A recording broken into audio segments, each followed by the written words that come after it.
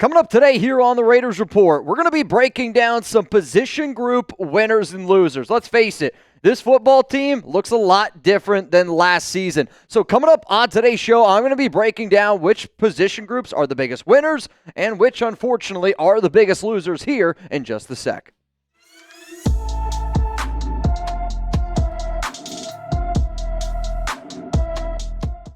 I'm Mitchell Renz, host of the Raiders Report, and I just want to say happy 4th of July to Raider Nation. I always appreciate the amount of people that show love to this channel, and hopefully y'all are enjoying your off day today. Make sure you're eating some good food. Make sure you get some fireworks. Just also make sure you're staying safe. So the question that I got for the nation out there is this: what's better on the 4th of July? If you think fireworks are better, then give me a bang. If you think the food's better, then I want you to type BBQ. Also coming up here in a little bit, I'm going to break down some of my favorite food options around the 4th of July. Let's get into the position group winners here for the Las Vegas Raiders. And coming in at number 5, I'm going to sit up here and I'm going to go strong safety. And the reason why I believe strong safety is better this year compared to last season really comes down to Jeremy Chinn. And when the Raiders went out and they got Chinn this offseason, they signed him to a 2-year deal. I was ecstatic because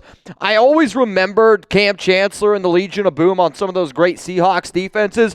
And I think that that's essentially what you're going to get here from Chinn this upcoming season, who's also coming off a great year with Dan Quinn, who learned underneath Pete Carroll. Also, when you see just the way that they've been using Chinn this offseason, they've kind of been using him as like a Robert Spillane, strong safety, a little bit of a hybrid in-between type of player, which you know Patrick Graham likes.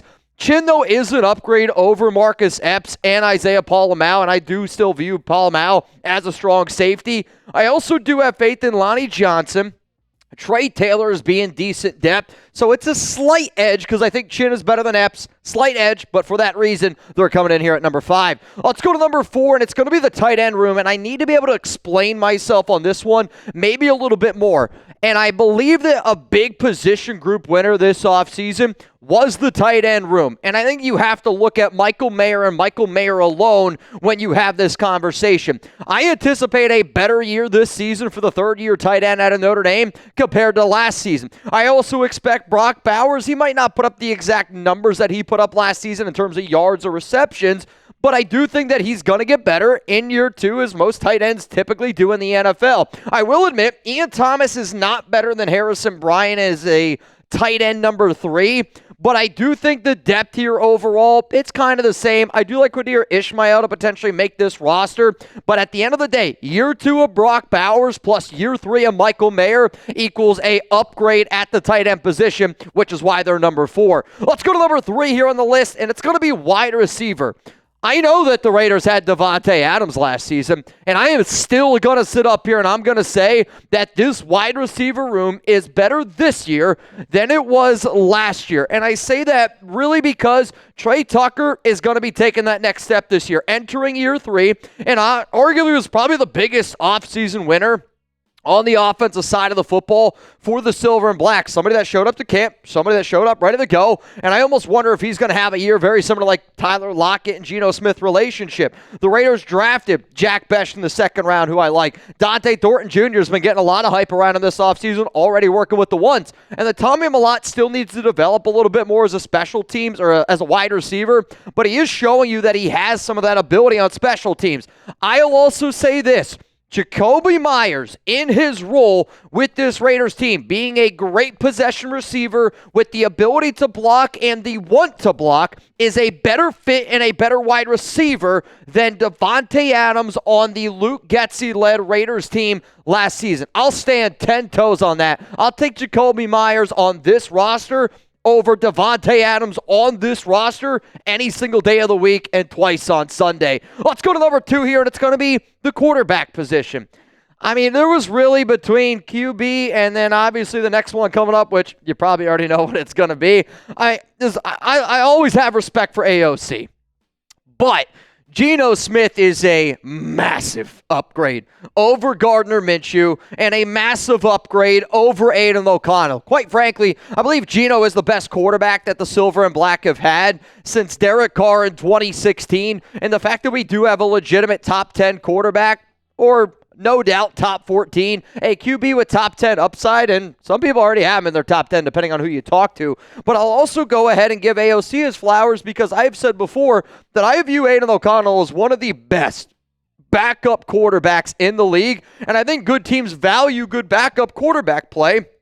On top of that, I think Cam Miller is a better project. And when you're looking at your quarterback 3 on a roster, I look at that player as more as a project player. And I also look at them as their ability to go out and execute a plan during practice and during a practice squad. I think Cam Miller is better at that than what Desmond Ridder was. And I don't think that's saying all that much. But the number one position group that is the biggest winner for the Las Vegas Raiders, it's got to be running back. No, I mean, if it's not running back, it's quarterback. And I don't really think that there's much debate between these two positions here for Las Vegas. But Pete Carroll and John Soytek did a great job of revamping this room. And yes, you drafted Ashton Jeanty at number 6 overall, but you also went out and you signed Raheem Mostert, somebody who's got some good connections with Chip Kelly. Las Vegas had the worst rushing attack in the league last season. They averaged 3.6 yards per carry, and they were dead last in rushing yards per game and rushing yards for the season. So what do? You go out and you get the best running back in the draft. I think already right now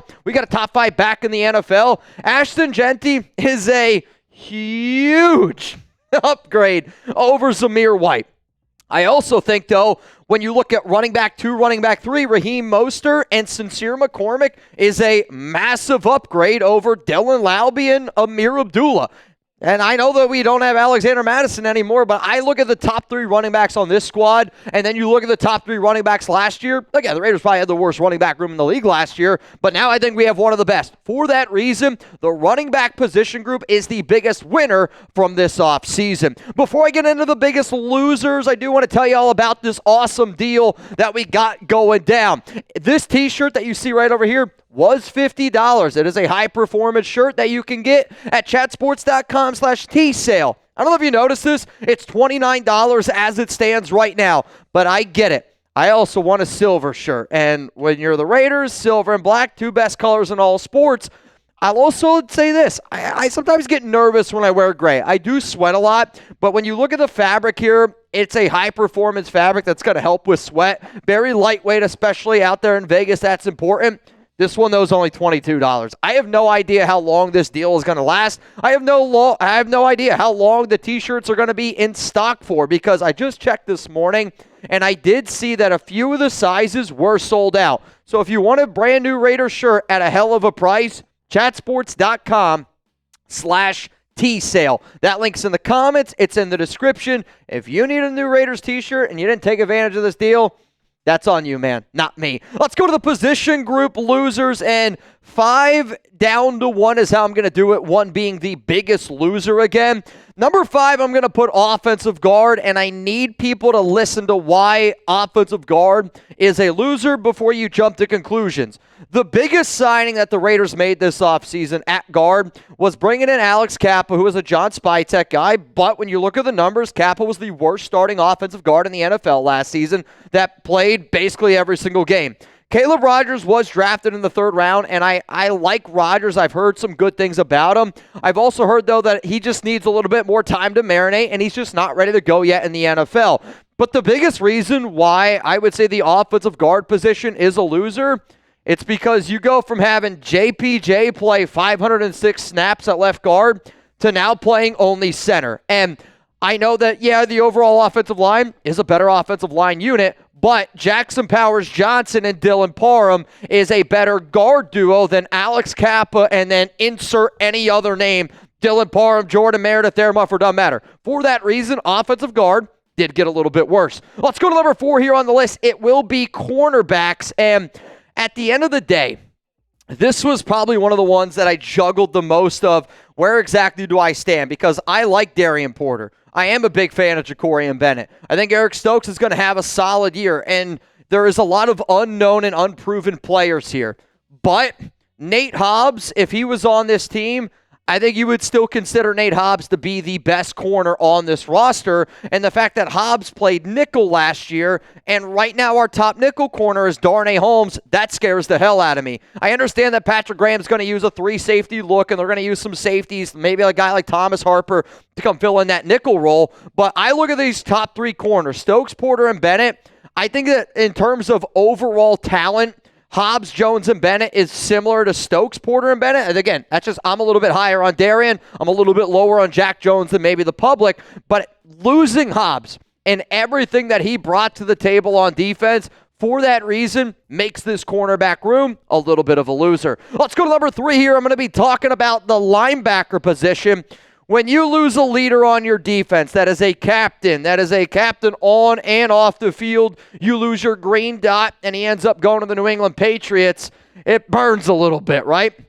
And for that reason, Robert Spillane is going to have some big shoes that, are going to be needed to be filled. Now, I like Jermaine Pratt. I think Landon Roberts are good players, but if I'm just analyzing linebackers and a fit in a defense, especially in a Patrick Graham defense, I'm going to say Spillane and Diablo is better than Jermaine Pratt and Landon Roberts. I will say this, though. I think if I'm ranking all 4 of those linebackers, I would put Spillane at number 1. I would put Jermaine Pratt at number 2. I would put Landon Roberts at number 3. And I would put Divine Diablo at number 4. I know Divine is a freak athlete, but sometimes I want a linebacker, not a freak athlete. I will say that the linebacker depth overall is very similar to last season, but the reason why they're number 3 on this list, it's because we lost Robert Spillane, and replacing Spillane on the field is going to be tough, but really also replacing Spillane in that locker room is also going to be very, very difficult. Before I get into a few more losers, I want to give a shout out to a YouTube user named Sal, and I wanted to put this out there because my cousin Curtis,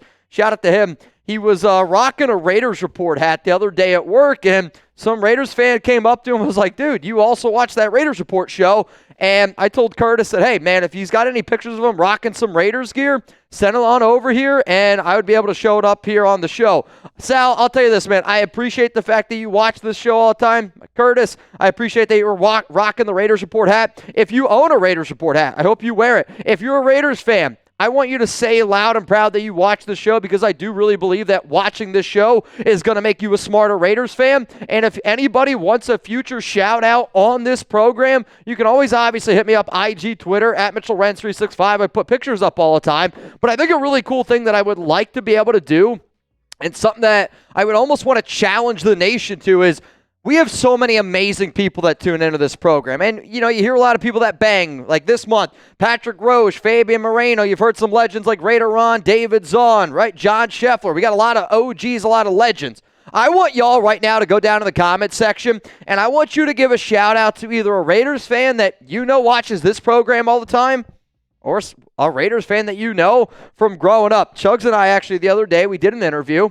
We are still looking to hire somebody here for the Raiders Report job. And during that interview, I asked the person and said, hey, could you give somebody a random shout out even if we're not looking at the comments? And I'm not going to say who this person was, but they gave a shout out to Zalesbo. And I think it's a really cool thing when people know and recognize names that watch this show all the time. Hell, when I was out in Vegas with Chugs, the amount of people that came up to Taino and the amount of people that came up to David Zahn blew my mind. So if you could, give a shout out to a Raiders fan. I'd like to be able to see what you guys got. Let's go to number 2 here, and this one might be a little bit of a surprise for some people. I'm going to put defensive tackle as a position group loser, and I am saying that because I know Christian Wilkins will end up needing a second surgery, whether it's this offseason or next offseason. No matter what, you're not going to have a healthy Wilkins, and you're not going to have 100% Wilkins. Now, sure, you still might get a 70-80% Wilkins, which I would say is still the best defensive tackle on this roster. But if you would have told me that Wilkins would be where he is at right now, and you were to tell me that back in March, I would have told you to go out and get another defensive tackle. Hell, I was already telling you to go out and get another defensive tackle. I'm happy that we brought back Adam Butler, but the fact that the only other big signing that we made at DT was Leki Fotu makes me a little bit nervous. I like J.J. Pegues and Tonka Hemingway. They're just not ready to step up to the plate yet. And overall depth, not bringing back John Jenkins, I get it. He's 35 years old. But not bringing back Jenkins and not having a fully healthy Christian Wilkins makes this defensive tackle room much less impressive than what I was hoping for. But the number one position group loser, I think it's got to be free safety, and it's only because this is still the position that makes me the most nervous.